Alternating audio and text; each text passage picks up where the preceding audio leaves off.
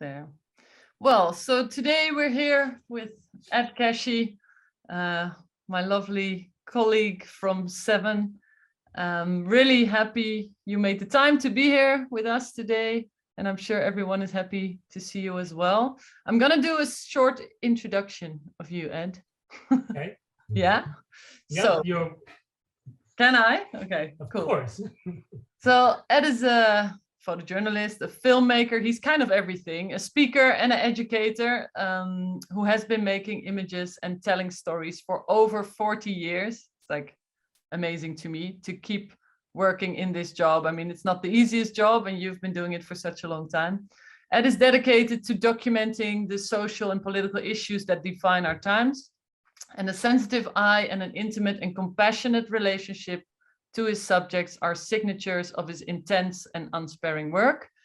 And I know that the images you will be showing will probably kind of show that as well. And I know you quite well, and I know you're very connected to your subjects, and you're a very social and loving person. And I think that makes you such a good photographer as well. So thanks for being here.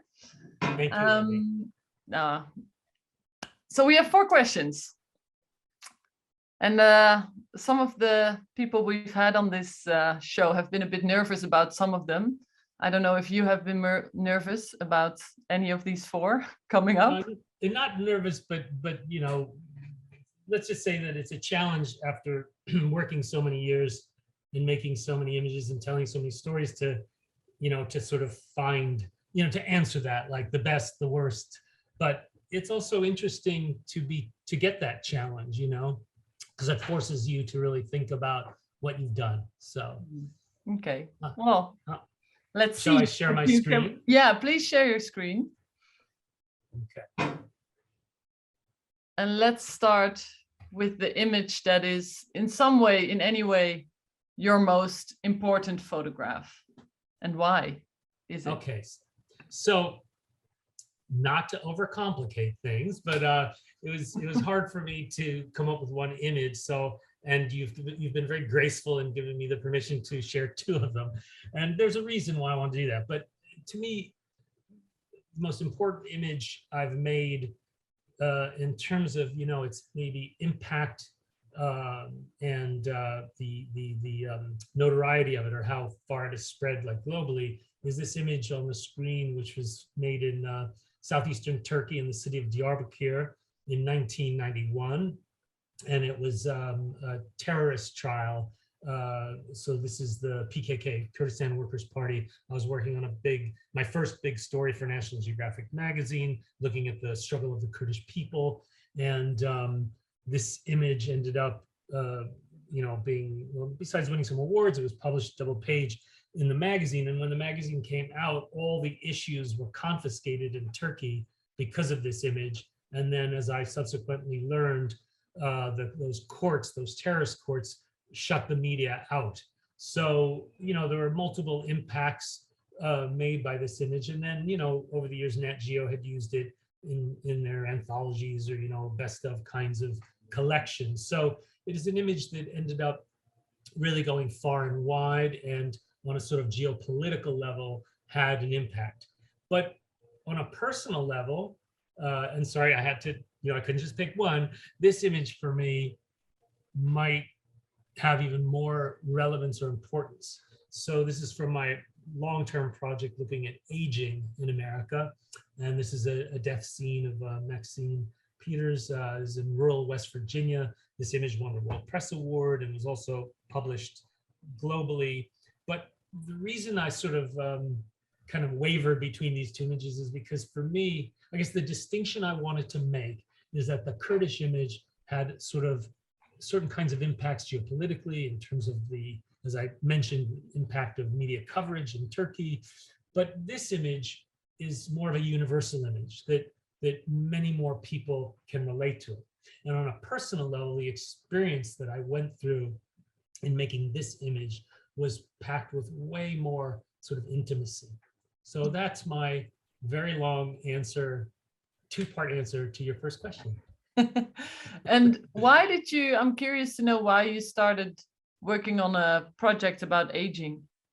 So yeah, well, that's a great question. So in about 1995, I started to feel like I needed to turn my camera on my own culture, my own society, my own country. And so I was thinking, you know, what would be one of the great themes of my lifetime, where I could spend many years producing a huge body of work, and you know, in the great tradition of documentary photography. And so as I looked about what would be one of the great themes, the issue of aging kept on coming up for me. And even though it's not a sexy subject, and most people don't even want to, especially in America, but don't want to think about or look at aging, I felt that it not only was incredibly important and would remain important throughout my lifetime, but also it was imbued with so many of the kind of qualities that I love photographing. You know, it's humanistic, it's intimate, it's a social, you know, a very broad social, there's so many social issues that are encompassed with an aging society. And also just the challenges of, as I learned once I got into it, we worked about 8 years on this project. And I worked on this project with my wife, Julie Winokur, who went in the course of this project from being a writer to a filmmaker. But, you know, there was also the challenge of, you know, in photographing elderly folks, it's too easy to make them look, you know, sad, you know, pathetic, vulnerable, all these things. And so I realized that was one of my great challenges visually, is how to create a portrait of an aging society that goes from, you know, the very old and people dying and the suffering that goes on, to also the vitality and, you know, the you know, aging rodeo folks and the senior Olympics and burlesque dancers and all these other ways that people, as they get older and have the gift of longevity that we all potentially have, how they're using that extra time. And how long did you work on this project? Because it So, seems like you covered all kinds of aging. Yeah. Yeah, it's a broad so range. we started in 95 and finished in 2003. And that's when we published a book and also produced a 1-hour documentary, besides a website and all these other things. And yeah, and we went to 25 of the 50 states. So it was a time where we were able to get really massive grants from foundations. So I was able to work outside of the media ecosystem, if you like, for a period of time. But it was also a time where I could pitch ideas, you know, individual ideas within the larger aegis of this project, where I could, you know, pitch it to the New York Times Magazine and all kinds of publications. And so I was able to not only resell the work I had created in some cases, but also gain commissions and have my proposals accepted. So it was a way to sustain the project over a long period of time, you know, besides just as well as the grants. It's beautiful image. I know there's a kind of a secret in this image. Or is that a secret? Or is it a secret? Well, you mean the disappearing person? Is that it? No. Yes. This image, it's a reflection in her old vanity. So I couldn't see it. I made this image with a Leica. So, you know, therefore I wasn't seeing exactly what the camera was seeing. But in retrospect, I realized there must have been an aberration or something in the vanity mirror. So in the spot where Maxine rests, it created a kind of, not flaring, but a sort of, it's interesting. It's like she was disappearing. And I know I said this before, but when I was living in San Francisco then, and I was working with Kirk Anspach, this master black and white printer.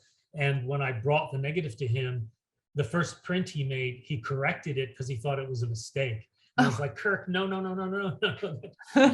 Let's keep the magic. Keep the magic. Yeah, keep it like this. It's beautiful. It's really beautiful. And the other image, can we just go back to the other image? I thought you mentioned that media were not allowed. Well, so after this image was published in Nat Geo, then the Turkish government, you know, stopped allowing media into these trials. Yeah. And this, what was interesting, and for, I don't know, not just photographers, but in the group, but in the audience, but what was interesting about this is this was my first assignment for Nat Geo. And just to give you an idea, this was when I had like a 26-week contract and I went to 8 countries. So at that stage in my life, I was in my early 30s. It was by far the biggest, most challenging thing I'd ever done as a human being, let alone as a photographer. And so I was a few trips into this project. And I'll never forget this. I was in Van, Turkey, in the far eastern part of the country. And I was at a payphone speaking to my editor in Washington, D.C. And she was basically, I thought she was going to actually fire me from the job, to tell you the truth, even though it was my idea. Well, you know, the standards at Nat Geo, and especially then, were almost like inhumanly high. And there was a way that, also because I was untested, it was my first project for them. By the way, it ended up being a cover story. But so basically, she said to me, forget what you're doing and go back to Diyarbakir. And why don't you, and I give her credit for this, Susan Welchman, why don't you find a human rights lawyer to follow? So I was like, okay. So we drove like 6 hours or wherever it was overnight back to Diyarbakir. I found a human rights lawyer. And I really credit her with, as an editor, this was a case where she, for whether she was right or wrong, sensed I was not failing, but I was not maybe getting what they thought they wanted. So she redirected me. And by doing that, it put me in position to make this image. This young woman was being represented by the lawyer who I ended up spending a few days with.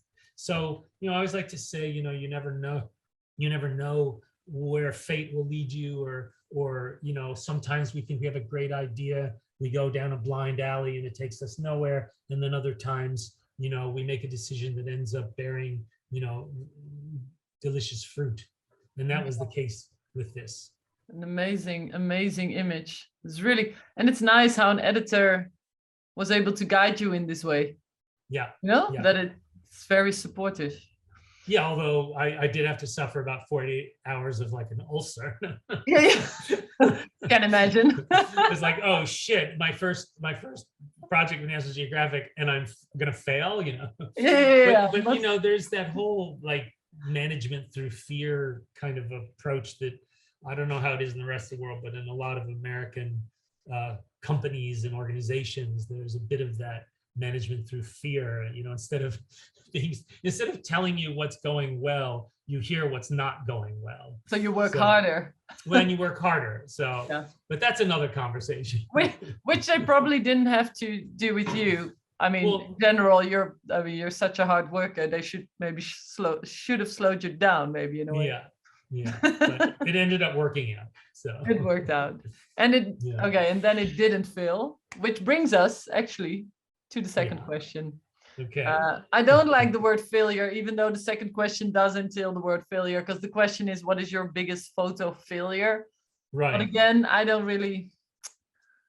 failures don't really exist in my opinion, but it could be disappointment or something that you imagine differently, maybe in some way.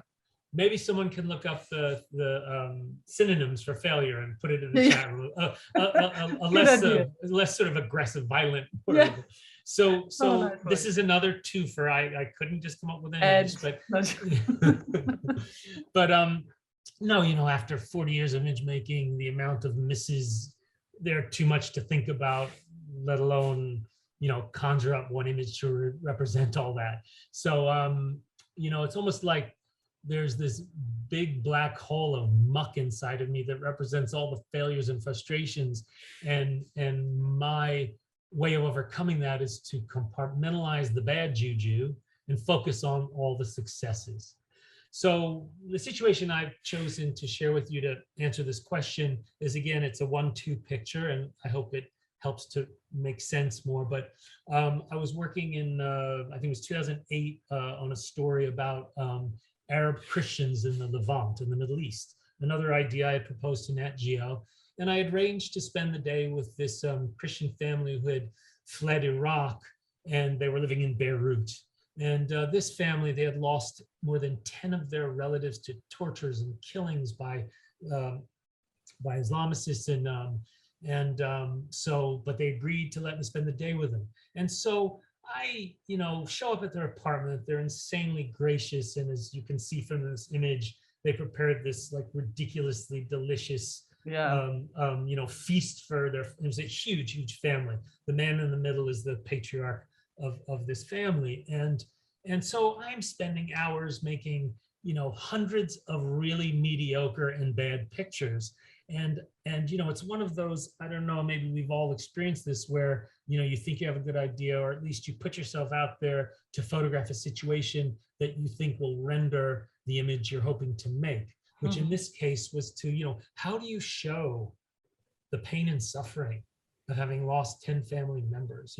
How do you show the dislocation that a family has gone through? So the feast ends, the afternoon ends. Were you yeah, go ahead. While you were there, I mean, it looks so lovely with the big meal and the big family, and it looks kind of like a celebration almost. But I was wondering, were you getting nervous, like that you weren't getting the image? Yeah, not like, anxious, and just we've all been there, where even if we're getting great images, often we don't know it. All we like, I can't tell you how often I suffer through the anguish of this work. Even if I'm doing good or great work, I might not feel it in the moment. It's actually unusual to be able to stand there going, damn, this is going great. So often it's like, no, this isn't good enough. Oh no, this is not working. Yeah. And I think the sort of negative part of that is it can cloud our judgment about what we're actually producing. But on the other hand, it compels us to keep on working, keep on looking, keep on seeing. And so so there was definitely a lot of, how can I put it, forced smiles, because on the one hand, these folks are being like over the top gracious and welcoming and sharing their stories with me and the writer. And at the same time, I hope they couldn't see the deep frustration and fear, in a way, not fear, but the frustration and anxiety I was feeling, because I knew I wasn't getting anything great. So I chose this one image just because, structurally it's sound and kind of tells the story, and sure, you could have a caption with it that would explain what this family's been through, that maybe would add layers of meaning to an otherwise, what would we say about this image? It's perfectly fine, but it doesn't really say anything, So, if I may. So then, as we were taking our leave and we're walking down the stairwell, and then the patriarch of the family is seeing us out, and he lights a cigarette, and happens to be a cross behind him. I, thank goodness, had the presence of mind to, I think I might have snapped 3 or 4 images, and then the moment was over. And this was on your way out? On the way out, we're literally, this was right before we shook his hand and hugged and kissed, as you do so often in this part of the world when you greet and, say goodbye to people, and, thanked him for his graciousness and all that. And, and then I get back to my hotel room and I'm looking at, the hundreds of really mediocre images pulling my hair out. And then I come upon this image and I'm like, yes. I think again, with the caption and the look on his face and the lines in his eyes, and just, again, this unimaginable experience he's been through, for me, ended up salvaging what was otherwise would have been a huge failure, quite frankly. This is a beautiful image. It's really very strong. Although I must say, with the previous image, I think you just called it mediocre. I wouldn't say that, because especially when seeing the other image, you can kind of see the troubled thoughts. If you look at his face here, you can kind of, now that I've seen the other image, I can kind of see it in this one as well. Yeah. I mean, in a way, you feel this is like a happy family. But if you look at his face and then the face of the woman next to him, is that the mother of the? Yeah, that's his wife. Yeah. Yeah. It also looks a bit. Yeah, they don't look celebratory. You know, it's a pretty like low key. You know, also I do like structurally. I really like, and this is not a highly toned image, so but I like it structurally with the, you know, Christ in the background. You know, like it as an image that informs. It works on certain levels, but it didn't have that like emotional punch that I wanted. You know. Yeah. And there's also something about, you know, and I thankfully started to learn this in the last 5 or 10 years. Whenever you set up, or when I say set up, whenever you arrange to, let's say, meet people in their home to photograph them at a meal, you know, in most cultures, they expect you to eat with them. So there's always that uneasy, uncomfortable moment where, and it took me about 20 years of working in other cultures to finally like smarten up and realize that, because for the first whatever period, 10, 20 years, I'd be like, oh, no, I didn't come to eat. Thank you so much. And then they look at you and you know, you're, in the end, I'm being incredibly rude. And it took me, you need to sit down and have some of it. Yes. And then inevitably, especially if it's a meal around a table, there's always like one setting that is untouched, which is mine. Yeah. And they're not waiting for and they're not waiting for the Saint Elijah to show up either. But anyway, so that was a bad joke. No, but anyway, but so over the years, I learned that, you know, the graceful and proper thing to do is you sit down with them, you break bread, you show the respect for them. And then, you know, when it feels right, you pull back and you start to photograph. But even then, and I did that in this scene, even then, well, and now my belly is full and my mouth is full of delicious tastes, and, you know, so, but even then, you know, there is that awkwardness. There's just something awkward when you're trying to photograph people in their home and you're not spending days with them. You know, you basically have like this one set period of time. Because in a way, nobody kind of knows quite what to do with themselves. So again, over the years, I've learned that the best thing to do is not ask them to do anything, not force it, and just sort of try to keep an open heart, keep an open mind, and of course, keep your eyes open for moments that might happen. Yeah, I think, that's so right. I recognize every word you say. It's such an awkward moment to stand up and go like, well, thanks so much for this meal, and then half of my plate is still full because I want their plates to be full when photographing. So you don't want to sit through the whole meal, and it just feels so unfriendly in a way. And here's the other thing. I don't know about you, Ilvy, but have you ever made a great picture of people eating? No, that's the thing as well. And they don't like when are we going to learn? No, it's true. And they usually don't like to be photographed when eating. But you know, the nice thing about photographing meals is that it's a real family moment. And that's what I kind of see in this image as well. That's why I do like it. I like these kind of daily life images. So yeah.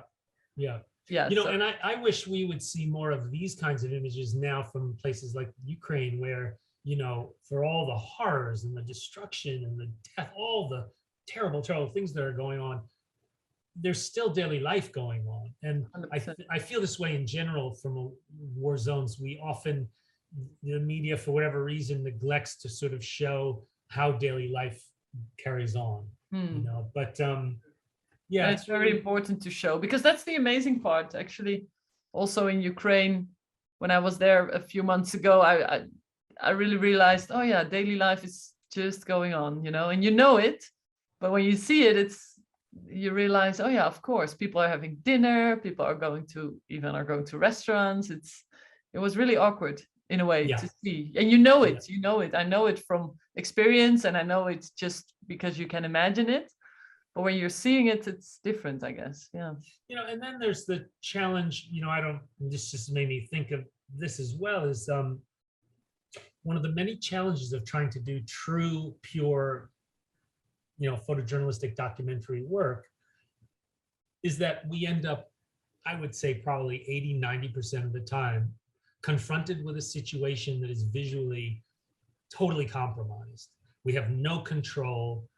The light might suck. The backgrounds might be terrible. Even the people might be uncooperative. And that's not even not even taking into account if you're in a zone with civil unrest or conflict, where then there's sort of security issues for us. So there are so many obstacles, and I'm not asking for anybody to cry for me. I'm just pointing out that it's very different to do this kind of work as opposed to conceptual work, or work where you arrange things, where then you could look at this scene and you could place everybody where you wanted them to be, and whatever, even set up a light and all that. So I also, these scenes make me think about that so often we're in positions that are so imperfect and so challenging to make a great image. But that's also one of the challenges I love about doing this work. And there's just something very genuine about it when you can make it work. Totally agree. Yeah, thanks for sharing this. And I'm happy that this image and dinner resulted in this beautiful image, which kind of tells the whole story. Yeah, must have been a great relief in a way to, and also to, it's very difficult, I find, always to I mean, sometimes it can be so difficult to show in a picture what the horror has been that a person has gone through. It doesn't happen that often that you can read it in an image or in someone's face like this. I think therefore it's such a strong image. Yeah, it's really beautiful. Please, anyone, if there's any questions for Ed, he's here with us, so ask anything. Right, Ed? They can ask anything, right? Yes. Anything. So please feel free, put your question in the Q&A box. I actually didn't check the chat. Maybe someone accidentally put something in the chat. No. So feel free to ask anything, but put the questions in the Q&A box. It's at the bottom. But for now, I'll go to my third question, which is, what is your dream image or story? And it's good to mention maybe as well that this doesn't have to be an image or a story that you can actually really take. It can be something totally outrageous that it's not even an option, or maybe can be a dream. But what would you like to work on? Well, I love your qualifiers, because in the example, what I'm about to say, in a perfect world would not be necessary. But anyway, but my and this might be really naive, but that's okay. You guys can all pile on me if you think so. But given everything that's going on, not in the world, but specifically in America and in my home country, my dream story would be to create a visual examination of America today that would shed the cynicism and the hype, that would show the inherent goodness and vitality of American society, and how much more we have in common than is what is dividing us. I lived through the Nixon years and Watergate and the Vietnam War. I mean, I was a kid, but I lived through that, and it's a firm part of my foundational feeling and understanding of the world, my political and social being, and so to see where we're at now is not only horrifying, but I also feel, because I've had the good fortune and the privilege to work throughout my whole country, that most Americans are good people, and like in so many places in the world now, I mean, Russia would probably be an example where the people of Russia are good people, but the leadership is, well, I'll speak for myself, is horrible. And so in America, we don't have horrible leadership at the moment, but we have this brewing divisiveness. We have too many politicians that are willing to divide us to gain power or money or whatever it is they seek. And so I would love to figure out a way to tell a photographic story with text, of course, that would sort of show more what we all have in common than what is dividing us. Because what I have seen through so much of the work I've done and I continue to do in the United States is there are so many incredible people and great initiatives on the grassroots level that if you knew about it, it would give you not just hope, but it would inspire you. It would make you feel like it would cause you to feel more like there is hope as opposed to we're absolutely screwed.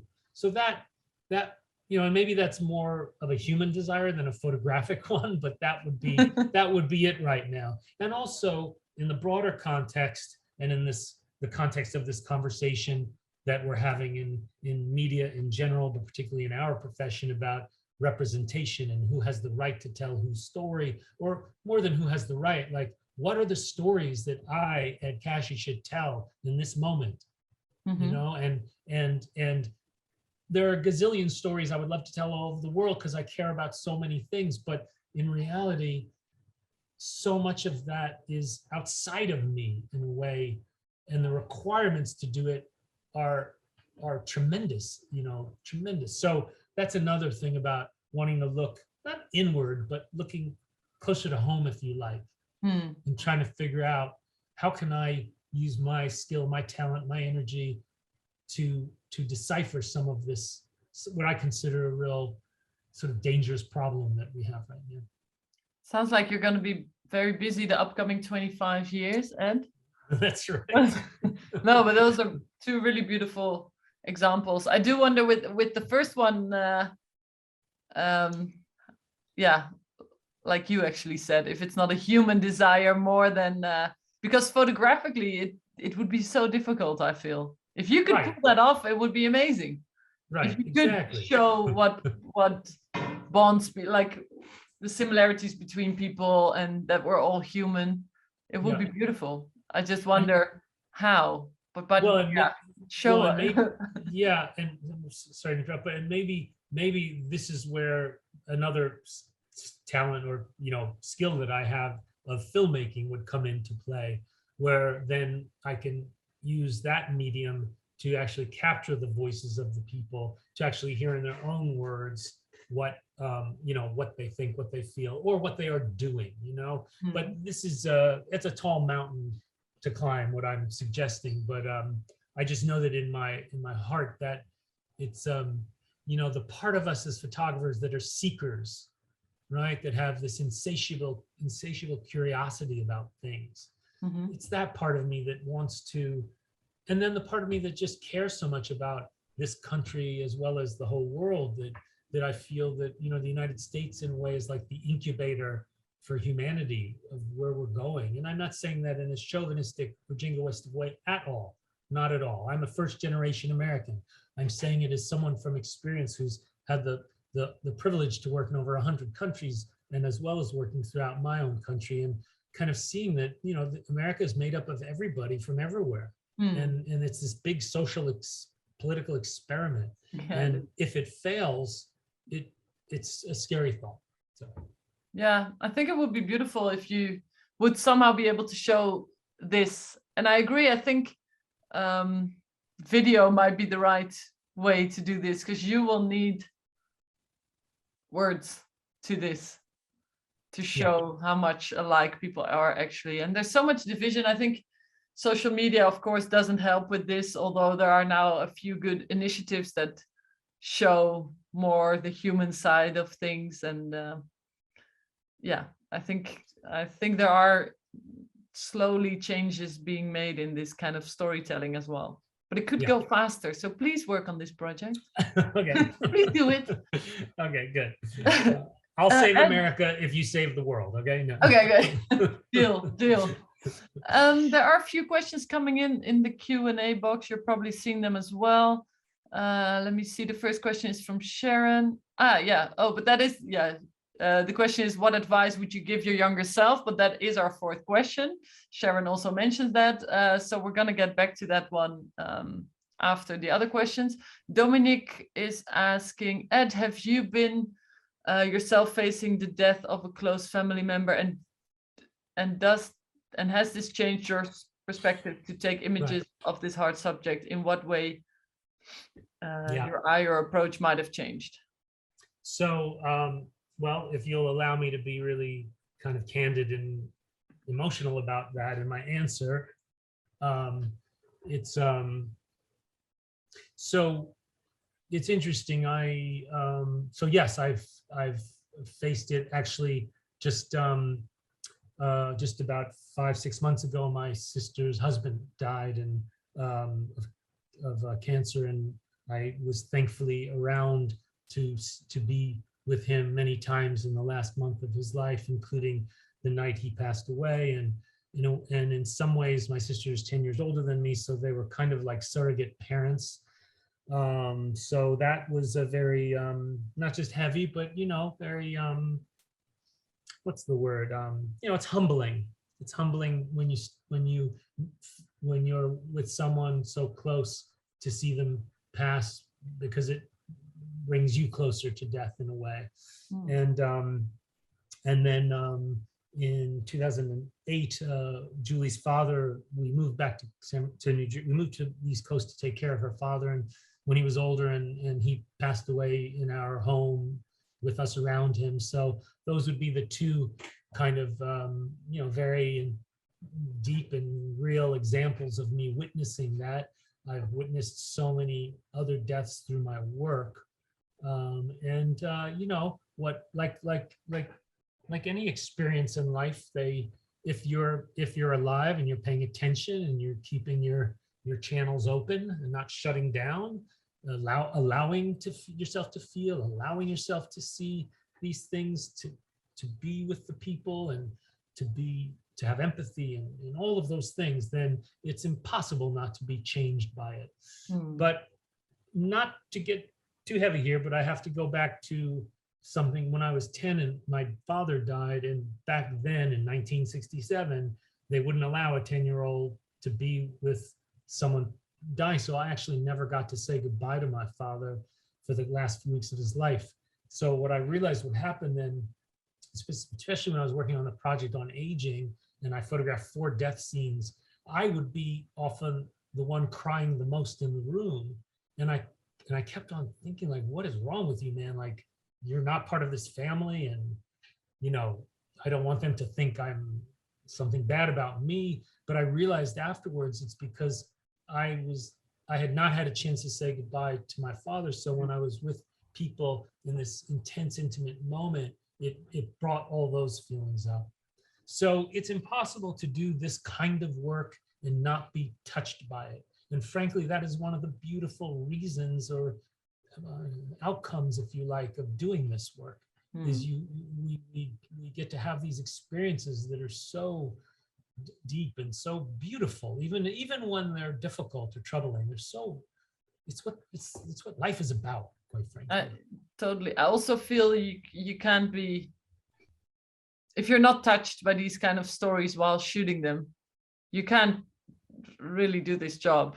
Yeah, you shouldn't probably do this kind of work. That's you have to have an open heart and open mind, but that's a different story to be able to do this, right? Yeah. Thanks for sharing that, Ed. Let's see, I think there's a question you're Lily now. Oh wait, I'm Lily now. Yeah, Chad's calling me Lily. Oh, why not? Let's see, Chad is asking, I'd love to know how you go from having a concept of aging to being in such a close and intimate personal setting with the family, photographing their loved one passing away. Is it just spending the time with the people and becoming comfortable with each other? So, it's a mixture of just, good old fashioned journalism reporting where, so this, for instance, the image I showed of, still on here, of the Maxine's death scene. Okay, come on. So in this case, this was in rural West Virginia. So we knew we wanted, just as an example, we knew we wanted to cover rural hospice care, okay? Hospice care for people in rural America. We found through research this wonderful organization, the Hospice Corporation of America, based in West Virginia. We contacted them. Thankfully, they said, yes, you're welcome to come. They brought us to maybe 10 or 15 different families who had an elder person in a hospice care. As you can imagine, I think about 80% of them said no, like, which I understand. Like, why do we want a photographer around us? But thankfully, 3 or 4 said yes. One of them was, Arden the gentleman in this picture with the check shirt. And anyway, and so once he gave us permission, then we spent about a week with them. And also we went there 2 times. And the first time we went there, we actually brought our young kids with us at that stage. They must have been like 5 and 8 or something. Anyway, so we were very human and very real in this moment. Now, I can't work that way all the time. This is a very extraordinary situation. So, but in general, it's about, working in the proper way of, reporting and being a journalist and doing your research, figuring out who to gain access to, and then once you have access, then behaving in a way that is, proper, which encompasses so many different things, from cultural mores to how you dress, to how you speak, to how you carry yourself amongst them, so that you make people feel comfortable and you allow them to, in a sense, relax around you. And then that's where things open up more. And and then just connecting on a human level. So that's basically how it works. And and it's exhausting. It's energizing in some way and inspiring and beautiful, but it's also exhausting, because the easiest thing is hitting the shutter button. Yeah, but everything that goes on before that and after that. Exactly. That's the other 99.9% of effort. Especially the after. I feel now I've been doing this much shorter than you have, only 15 years. But the amount of people in my life, you must have a massive amount of people kind of going along with you that I've photographed throughout the years. That, I mean, I don't stay in contact with them every week or month, but so many of the people I photographed in the last 15 years in intimate scenes like you are now talking about. Yeah, you still kind of stay in contact. At a certain point, you kind of lose contact again, but so many of them, you kind of, I don't know, do you do the same? Are you in contact with? It's hard to stay in contact with this family. What was extraordinary was that afternoon, she passed, I think, around 2:30 in the afternoon, after her body and the hospital bed and everything was removed from this room. Her husband, Arden, had been sleeping on a little daybed next to her. He asked me to sleep next to him that night.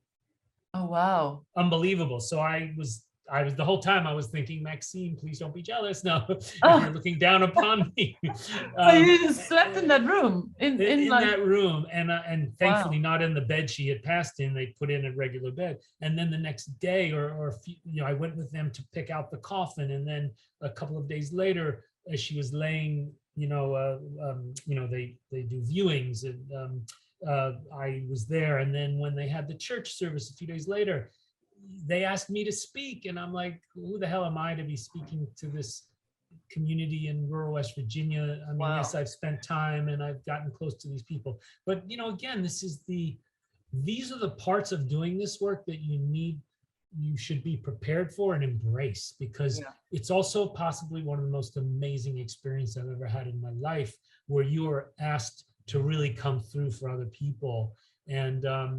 And then after that, we kept in touch with his kids and Warren, the man on the far right, and for a period of a few years. But ultimately, it's very hard to keep it in touch.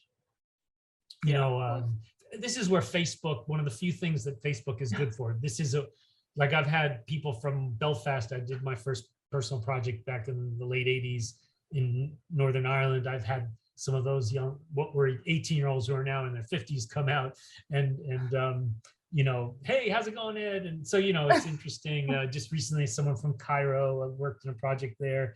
So yeah, there's something, but it's hard. It's hard to maintain these relationships. 100%. And there's some photographers I know that are amazing at it, that are just like, I bow down to their ability to remain I do too. in touch, and not just in touch in a cursory way, but in a really genuine, heartfelt way. Yeah, it's not easy. I'm not really good at it. It was sometimes better than others, but but the group, of course, also, or the group of people gets bigger every year. So Facebook for that, I guess. There's one last question in the Q&A. As a photographer on assignment, we are tasked to capture an image that shows the pain and trauma that a person lived through. As a sensitive person, I find this really difficult. Do you have any advice or words of wisdom? Yeah, well, it's a tough one. And again, this question is connected to a relatively new conversation that we're having in the profession. This is in media in general, which is this issue of re-traumatizing people by when we, because our job is to get their story. The classic is whatever, the CNN guy or person, asking the dad who just lost their son in a school shooting, how do you feel? And I was like, sorry, but how the fuck do you think I feel? I know. And I'm sorry, but it's like, can we not come up with something better? I mean, more human, right? Or don't ask that question, because we pretty much know the answer. So anyway, but this idea of re-traumatizing people. So what's interesting, my response to this question, Arki, is that over time, especially like in the last 3 to 5 years, I am less likely to push people than I was earlier. And because we do a lot of interviews for our films, where frankly, up until recently, that's almost one of the, I hate to say goal, but it's one of the things that you sort of want or need, is that dramatic moment where someone cries or whatever, if it's appropriate for the story you're trying to tell. And now I look at that and I think, God, that's kind of creepy. And can we find a better way to give voice to people who have been through trauma, so that they can impart to us the things that are important for us to hear, the things that might be instructive, the things that might touch our hearts, without having to damage them further. And I don't have an answer to that other than saying, don't do it. But then it's like one of the tenets of storytelling, and not just in photojournalism, in storytelling period. I once interviewed a great novelist, Russell Banks, this Canadian novelist who's done major novels that have turned to major films. And he turned and took a drag of his cigarette and said, "Ah, yes, every story must have sex, death, and violence." And I was like, oh, I'm screwed. So anyway, so it's unfortunately a part of, whether you go to the Grimm fairy tales or whatever, you go in as deep in history in almost every culture. It's part of how we tell stories to each other, for better or worse. Yeah. But in our work, because we end up, when we're doing it well, or so intimate with people, we need to hold their hearts. We need to hold their pain in a way that's precious, and try as best we can to protect them, while at the same time trying to, getting them to tell their story. I wish there was a perfect answer, but short of just not doing it, there is no perfect answer. That was a really beautiful answer, I feel. Arki says the same in the chat. Yeah. Great. And I will also say, sorry, Lily, sorry. No, go. I would also say that, I can't speak for anyone else, but from experience, what I've also found is sometimes it is cathartic for people to share their pain, and who the heck knows when this person will feel catharsis and that person will end up breaking down and being re-traumatized, short of bringing a psychologist with you, and even that would be absurd, how can you know? So that's why I always feel you need to tread lightly. You need to be hyper sensitive to people, and really listen and really sense what's going on as best as we humanly can inside of them. And sometimes it's by, beginning your line of questioning in, in a gentle way, kind of teasing out and then feeling like, okay, is this starting to be too much for them or not? Yeah, you have to. I think the more, well, for me personally, the more or the longer I work as a photographer, and I kind of sense you you kind of mentioned the same, is that I push less than before because I'm less afraid to not get the shot. I used to be a bit more, I don't think I was ever pushy, it's not in my nature, but I really wanted to get the shot, and now I'm so sensitive. So I think the question also from Arki is really something that it's a question that's also on my mind. So yeah. And I'm convinced that's why, especially in younger generations now, more photographers that might have gone into photojournalism or reality-based documentary work are working more conceptually and are working more in portraiture and testimony. Because it when I say it makes it easier, I don't mean that in a pejorative way, that in some ways it makes it easier and simpler, and you have more control over the narrative, where instead of going for the heart, so to speak. We have this well, I don't know if she's still alive, Barbara Walters. She was this famous television interviewer. She was on 60 Minutes and all this stuff, and it was like there was actually a point where it was like, oh, we're trying to get the Barbara Walters moment, which meant when she made someone cry on camera, And I would say now that idea probably wouldn't go over so well with a lot, especially the younger generations. And hats off to them. And hats off to you. It's a good move, I think, in the right direction. Yeah. We have a last question, Ed. Oh, sorry, you want to add something? No. Go ahead. Okay, you can. I don't think there's any last questions in the Q&A. Let me check, because I do have the last question, the fourth question. Oh no, there is a last question. Okay, Ed, we have 4 minutes and 2 questions. From Deb. Yeah, from Deb. Do you want to read it? An amazing talent in India, who I just spoke to about an hour ago.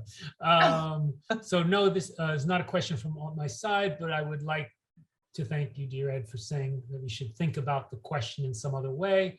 I may be wrong in exact words, but hope you understand. Oh, thank you very much. This is a particular question. Okay, just he's saying this is I think it's a question that continually comes up. Yes. And it always will. It always will. But I would hate to think we would shy away, might not be quite the right term, but that we would stop trying to get these essential human stories. What we have to do is find a different, better, more creative way of doing it. Beautiful. I agree. Okay, Ed, brings us to the last question. Curious to know what you're going to say. What advice would you give your younger self, the younger Ed? Right. Don't do it. No, I'm joking. Get a real job. No. Right. Go into banking. No, don't go into banking. Don't do that. Banking is stealing too many of our great young minds. The advice I'd give to my young self would be to start taking risks sooner. I waited until I was almost 30 to truly begin making documentary work. And while I have no regrets about that trajectory, because I learned so much, spending the first 7 or 8 years covering Silicon Valley and for magazines, and learning about how to set up a freelance business, because it is a business, even if guys don't like that term, it is a business. How do you survive? How do you function as a freelance photographer? But I would say, while I have no regrets, I would have wanted to start my documentary journey sooner. That's beautiful. And I think that's a good advice to others as well, not just to the younger Ed, because, well, I know you are teaching a lot of workshops and you're mentoring people. I'm also teaching some workshops, and a lot of the times I really think, okay, just do it. You know, the students will ask questions like, so like there goes a lot of time goes into preparation, which is very important, but sometimes that like very thorough preparation can kind of, is stagnating a word, like stagnate, it can kind of, Yeah, or stifling. yeah, like then a person will never really go shoot. And sometimes it's just take the risk, take the camera and just start shooting. It's, yeah, Exactly. take a risk and do it instead of waiting for the right moment. It's never gonna happen, I guess. Exactly. Well, thanks, Ed. Thanks for your Thank beautiful you. words and for sharing all of this lovely advice and for being so sensitive. Oh, now you're a lot bigger. Hi. So thanks for making the time, and thanks to everyone who was with us in the last hour for sharing. There's a lot of love, Ed, for you as well in the chat from everyone. A lot of people really like the fact that you're being so open and yeah, being so personal. That was really lovely. Thank you. And for everyone that's watching, please check out the 7 Insider website to see other events that are coming up. And I hope to see you on the next 4 questions. Thanks, Ed. Thank you, Ilvy. It's always great to see you. See you. Bye, everyone. Take good care. Thanks, everyone. Bye.